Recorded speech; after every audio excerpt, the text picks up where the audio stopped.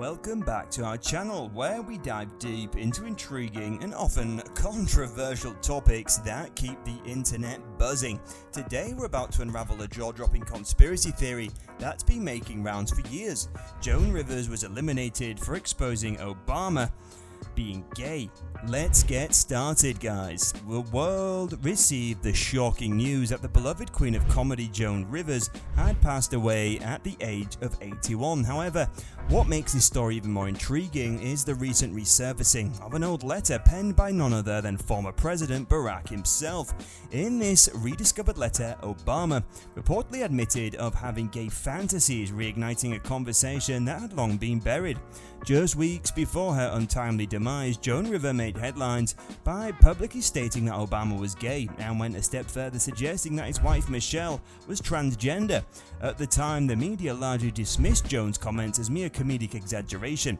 However, in the wake of this new revelation, many are revisiting Joan's claims, sparking a heated debate about whether she was actually onto something. Now, a question hangs in the air. Could Joan Rivers have been eliminated for daring to spoil these purported secrets about Obama?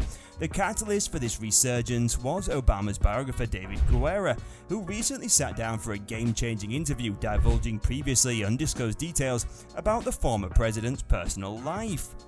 Wow. Now, Guerra, a Pulitzer Prize-winning historian, opened up in an exclusive conversation with Tablet magazine. He revealed that he had conducted interviews with over 1,000 individuals for his comprehensive biography of Obama, including his ex-girlfriends Sheila Mayoshi Jagger and Alex McNair. Garrow further disclosed that during his research, Alex had showed him a sheet of letters received from Obama. In one of these letters, a paragraph had been redacted, with Alex simply stating it's about homosexuality. The letters contain profound insights into the mind of Barack Obama, who at the age of 21 in November 1982 penned a contemplative message to Alex, his then girlfriend. In these intimate letters, Obama delved deep into his thoughts about homosexuality, offering a glimpse into his evolving perspective. He wrote, "In regard to homosexuality, I must say that I believe this is to remove oneself from present, a refusal perhaps to perpetuate the endless farce of earthly life," Obama candidly admitted. "You see, I make love to men daily, but in the imagination, my mind is androgynous to a great extent." He expressed his admiration to further blur the line, stating, "I hope to make it more so until I can think in terms of people, not women, as opposed to men." However, Obama also acknowledged the physicality of his existence, conceding, "But in returning to the body, I see that I have been made a man, and physical in life. I choose to accept that contingency." These profound words provide fresh insights into Obama's early introspections, leaving us with a myriad of questions about the journey that led him to become the man he is today.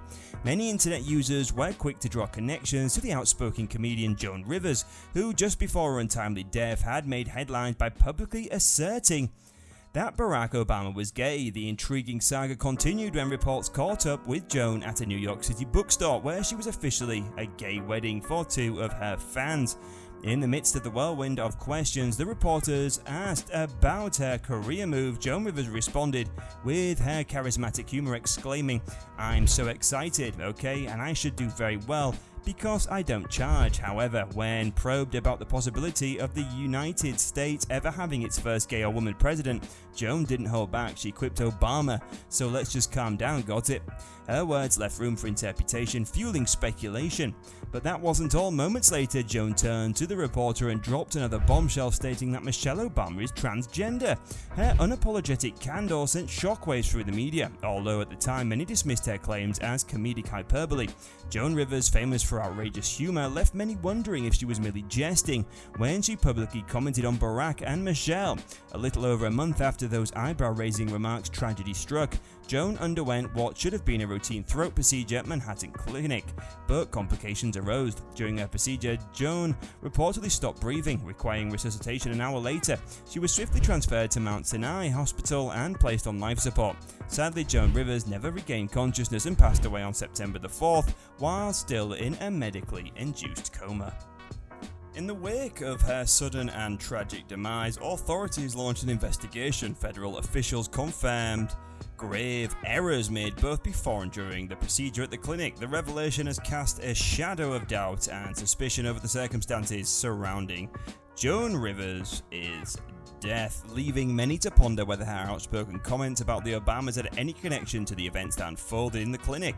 In the days following Joan Rivers' procedure, it became clear that something had gone terribly wrong. The doctors at the clinic seemed to miss some pretty important signals, like Joan's blood pressure taking a nosedive. Plus, they might have goofed up with the anesthesia dosage. It's like a laundry list of medical oopsies. If you dig into the investigation records, things get even more messed up. Apparently, they didn't even weigh Joan before putting her under, which is a pretty basic step. And believe it or not, they did some procedures without her giving the green light. That's a huge no-no. To make things even weirder, someone on the clinical staff took pictures of Joan while she passed away. Seriously, who does that? Joan's daughter Melissa wasn't having any of it. She was rightfully outraged by the clinic's colossal blunders. I mean, it's mind-boggling that a supposedly simple procedure could go this wrong. Adding to the confusion, the official investigation reports didn't all match up. Some say Joan's vital signs went south around 9 AM on August 28th, but there's a lot of uncertainty around what actually happened next.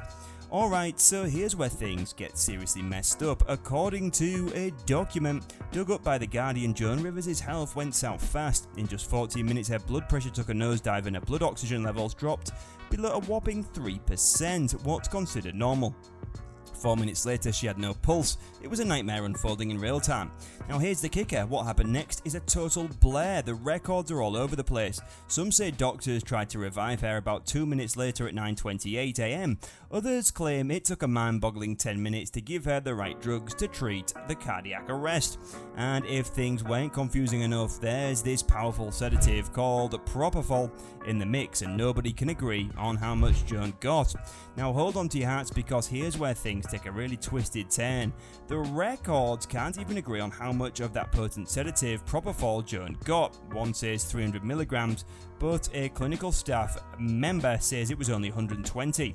Here's the kicker, there's been a ton of speculation over the years that someone with a lot of power might have had a hand in the sudden demise. Now here's where it gets seriously wild. A guy named Larry Sinclair wrote a book called Barack Obama and Larry Sinclair, Cocaine, Sex, Lies and Murder. In it he claimed that he and Obama had a drug-fueled thing going on back when Obama was in Illinois. And get this, just 2 years after Sinclair's book hit the scene, he got mowed down in a hit and run. I mean, talk about conspiracy theories going off the rails. Now, in the world of conspiracy theories and enigmatic stories, the question of whether Joan Rivers was eliminated for exposing Obama's secrets remains a mystery. As we navigate these intriguing narratives, we invite you to share your thoughts in the comments. Don't forget to like and subscribe to our channel for more riveting stories and discussions. Your engagement drives our quest for truth in these captivating tales.